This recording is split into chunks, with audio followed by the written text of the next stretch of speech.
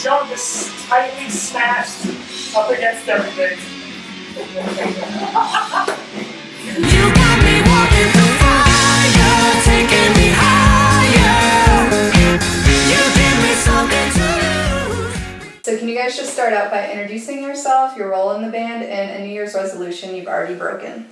Ooh. I'm Harper. I'm the lead singer of the band. And I don't make New Year's resolutions because I have no regrets. Oh man. Something I was gonna say. I'm Kelsey. I play keyboard and I sing. I don't really make New Year's resolutions either because I figure if I want to do something, I'm going to do it whenever I want, not the first of the year. I like it. Okay.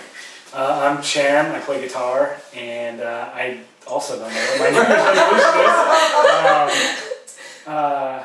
I stopped drinking before the New Year, and now I'm back. So. That's about it. Sweet. Yeah. You guys are getting ready to release Rock Pop Soul in about 2 weeks. And since Love Songs for the Damned came out, you've released kind of a few singles. So are those going to be on the EP? Is it completely new songs? Like, what can people expect? That's a great question. 4 of the songs that we have released, Yeah. 4 will be on the EP, and then we have 2 additional songs and 3 remixes as well. So it's really more of a collection of our work in the past year. Okay. Yeah, I think it's like everyone who's like purchased the songs on Spotify have kind of been able to make us like or give us the ability to make this happen. Otherwise, none of this would be going on. So we had to put out the singles to kind of get the funds to do this. So. Yeah. Cool. And the last music video you guys did, I think, was for Nighttime Tremors, and that was now about 10 months ago. Mm-hmm. Yes. So is there going to be a new music video to coincide with this release? Yes, and we're working on it right now, actually. We're working with 3 different people. I think it's Just 2. 2. Yeah, 2. It's just the 2, okay. Mm-hmm. But 2 different people will have a video probably right after the release. Cool. Yeah, they already helped us come up with a concept, and it sounds like it's going to be a pretty cool idea. It's really hard not to look at you. It is. Well, we were going to do a video earlier, but I don't know. We wanted to work with the right people and didn't quite have a concept ready. Didn't want to rush into anything just to put out something. So is it going to be for a song that people have heard before, or is it going to be one of the 2 new ones? Yeah, probably. You want to keep it Are we secret? changing the song? No, yeah, it's for our song "Walking Through Fire." Exclusive. Mm-hmm. Your band is kind of unique in that you sort of like have this 50s dancey doo-wop aesthetic going on, which is quite a departure from bands you've been in the past, like Headfirst, Redfield, etc. So was that sort of a conscious decision you guys made, or just something that sort of happened as your music taste evolved? I think a little bit of both. I think that all of us kind of have that background in like more rock type stuff, but we also really love like the retro sound, like disco and those types of things. Yeah, I know. I've always wanted to do something that was influenced by Motown, and I've always like pushed that in my other bands, but obviously it wouldn't work in the other ones. So, like Dead Eyes was like close as I got to it. But then when we started working together, it's like, oh, this can work, perfect. So, need a good singer for those bands. We finally got one. It was a musical progression too. Chan and I wrote like all the first record. And then when I moved back from Seattle, Kelsey joined, which we're so grateful for. And she really contributed so much more to the soundscape. And then we were all in a room together actually writing as opposed to Chan and I writing, across states. That wasn't a diss on the Redfield vocals. It was a diss on the Dead Eyes vocals. I don't think they're going to watch this, so. You never know. Yeah. Alfie will probably watch it. Creeping. Yeah. We all sort of grew up in the heyday of azpunk.com, and I think because of that tool, the music scene was super, super close-knit. Mm-hmm. And even now that there's more social media than there was before, do you find it more difficult to sort of create or be a part of like a cohesive local music scene? So when AZ Punk was going on, I mean, you're exactly right. The music scene was totally united, and every band went to every show to support the other bands. So you knew you could go play on a Thursday night, and I think even sometimes we were playing at like even after that was like a pizza place or something. Yeah. And it was just packed all the way from the stage all the way to the back, and you just knew that any night you played, there was going to be at least 100 and some people there because all the bands would show up and then their friends would show up.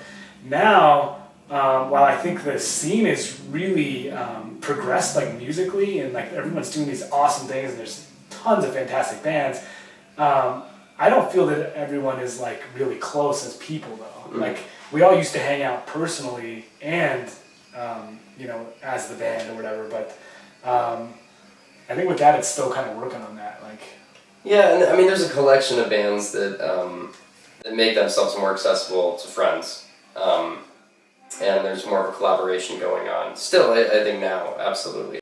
I think the only departure is that we were younger, and that was like a lifestyle, and now a lot of these people have grown up. And yeah. even though they'll still come together via social media and whatnot, but the community's changed. Your Cedar League show is in 2 weeks, but then what is the next year? What's the next year look like for you guys? Wow. We're starting to plan a tour. We haven't quite picked all the dates out, but we definitely want to get out of the state and visit some other places. Are you thinking like West Coast? Probably, yeah, mainly West Coast for right now. Yeah, and then we want to get back in the studio and start releasing some singles again. We're already working on new material. I don't know if there's anything on it. Let's say that. Yeah, we have other stuff that we're going to say. If you could put together an Arizona local band reunion, Oh, wow. which bands would you want to see back together for one night? You can each pick one. Okay, 80 Front Street. 80 Front Street. Mm-hmm. Yeah. I don't know who I'm going to pick. Oh, I always love seeing these guys, and not many people know them. I know, Laura, you'll know them. I'm going to pick Donkey Punch.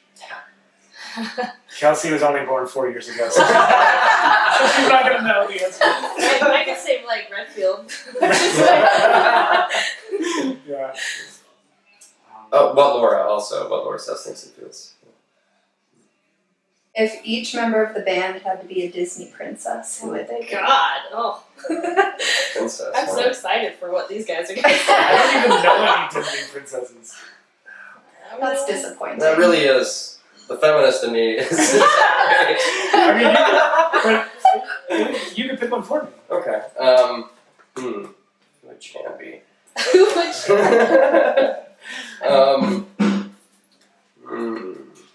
I'm gonna say, I think it's Mulan, right? Is that what it is? Mulan. Yeah. I'm gonna go with Mulan because, she like dresses up like a guy and she's like a badass and she's fooled everybody and I think she's badass.